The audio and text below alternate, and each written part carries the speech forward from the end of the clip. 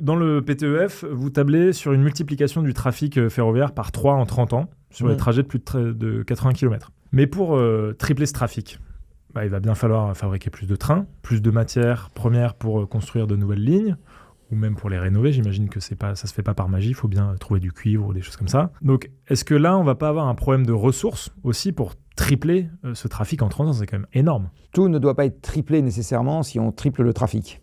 On peut jouer sur le taux de remplissage. Il y a des trains qui ne sont pas extrêmement bien remplis. On peut jouer sur l'augmentation du nombre de trains, mais ça ne nécessite pas nécessairement de tripler le nombre de voies. Voilà. Et on peut effectivement, dans un certain nombre de cas de figure, rajouter des voies. Pour être très franc, on n'a pas fait à l'époque l'empreinte matière de l'infrastructure qui est nécessaire pour tripler le trafic. Ce que je sais, c'est que quand on ramène la masse d'une rame aux passagers, on est sur des ratios qui ne sont pas très éloignés de ceux d'une voiture. On est à peu près à 1 tonne de ferraille par personne. Donc en termes de construction, on est à peu près dans les mêmes ratios que la voiture. Là, on ne gagne pas grand-chose. Par contre, au niveau de l'utilisation, là, on est considérablement plus bas que la voiture. Alors sur les voyages longue distance, le taux de remplissage des voitures, sauf erreur de ma part, il est un peu supérieur à 2. Ce qui veut dire qu'une personne émet un peu plus de 100 grammes de CO2 par personne, on va dire tout compris. Et là-dedans, il y en a de l'ordre de 20 qui sont liés à la construction de la voiture, 20 à 30. Pour le train, on va retrouver les 20. Alors, on ne va pas retrouver les 20, pardon, parce que la rame circule beaucoup plus longtemps que la caisse de voiture. Donc, elle pèse, il y a toujours 1 tonne de ferraille par personne. Sauf qu'une rame, ça ne s'arrête pas de circuler au bout de 200 000 km. Ça vit beaucoup plus longtemps que ça. Et ça va faire beaucoup plus de kilomètres par an aussi normalement. Donc en fait, quand on ramène la construction de la rame au passager kilomètre, on va se retrouver avec beaucoup moins que 20 grammes par personne pour les émissions de fabrication. Et par ailleurs, les émissions d'utilisation, c'est quelques grammes par personne avec l'électricité qu'on a en France. Donc malgré le fait qu'il faut construire la rame et qu'il faut cette matière, le report de la voiture sur le train est quand même quelque chose qui fait gagner énormément en termes d'émissions. Même la voiture électrique sur le train fait gagner des émissions. Parce que rapporté au kilomètre parcouru, la construction de la voiture électrique et de la batterie, ça représente beaucoup plus d'émissions que la construction de la rame rapportée au kilomètre parcouru. Et là, il n'y a pas besoin de batterie puisqu'il y a des caténaires. Il y aurait une idée quand même de transférer la matière utilisée aujourd'hui pour fabriquer des voitures vers du train. Oui, c'est une petite partie de la... On fabrique encore dans ce pays 1,5 million de voitures par an, quoi. D'accord. Donc à 2 tonnes par voiture, ça fait quand même 3 millions de tonnes d'acier. Bon, ça va, on fait quelques rames avec ça.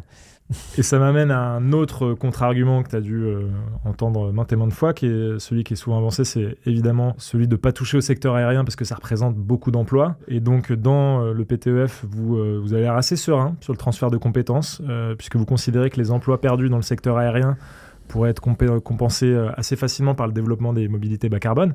Je vais caricaturer un peu, mais est-ce que c'est bien sérieux de penser qu'on peut, voilà, je ne suis pas ingénieur, mais fabriquer un réacteur d'A380, c'est pareil que de fabriquer un dérailleur? Alors, c'est un peu différent si on parle de la fabrication ou si on parle des services. S'il s'agit d'exploiter une ligne aérienne, là, il y a quand même beaucoup de similarités avec une ligne de chemin de fer. Il faut gérer des réservations. Ça, des deux côtés, c'est à peu près pareil. Il faut des gens pour conduire. Alors, c'est plus compliqué de conduire un avion qu'un train. Enfin bon, ça reste des gens pour conduire. Il faut des gens pour assurer le service à bord. Et il faut des gens pour assurer le service au point de départ et d'arrivée. Donc, les gares ou les aéroports. Donc, il y a quand même pas mal de similarités. C'est pas comme entre opérer un moyen de transport et faire pousser des carottes, quoi. Bon, oui. On reste quand même dans des choses qui sont voisines. En ce qui concerne la construction, c'est très différent. Là, c'est clair que la construction d'avions est une industrie qui aujourd'hui profite beaucoup à la France.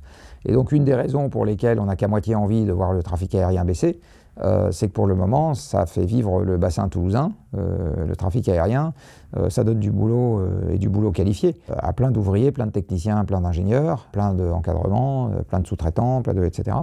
Et ça, effectivement, c'est un sujet. C'est-à-dire, qu'est-ce qu'on fait de ces gens qualifiés, qu'est-ce qu'on leur fait faire? Alors, il peut y avoir encore des similarités.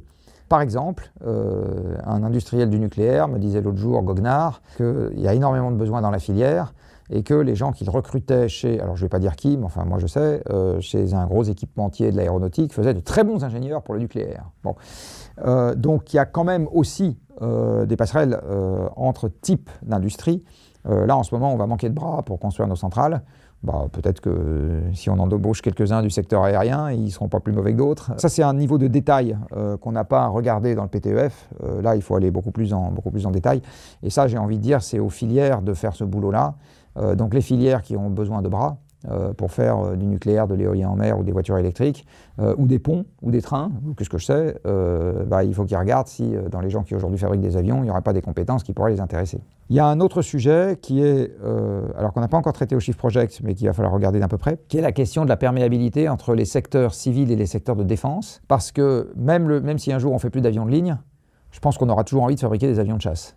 Donc la question c'est, est-ce qu'on peut faire ça de façon isolée, ou est-ce qu'aujourd'hui l'aviation civile, quelque part, fournit une partie des compétences, de l'activité, etc., qui est utile pour que, par-dessus, on arrive à faire aussi des avions de chasse sans que ça nous coûte trop cher. Enfin, voilà, mais ça, j'ai envie de dire, c'est un problème qu'il faut qu'on regarde en tant que tel. Il y a également quelque chose qu'il faut garder en tête en ce qui concerne le secteur aérien. Aujourd'hui, le secteur aérien consomme un petit 10% du pétrole dans le monde.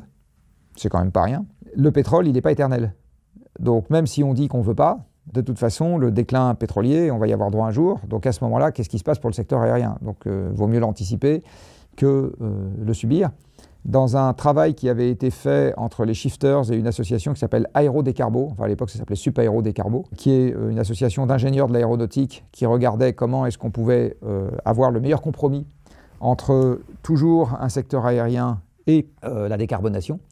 Et la conclusion à laquelle ils parvenaient, c'est que la meilleure option, c'est de faire décroître doucement le trafic, de 1, 2, 3% par an. C'est celle qui, en gros, préserve le mieux les contraires, marie le mieux les contraires. Donc la décarbonation, la préservation du transport aérien quand même, et le moins de casse sociale.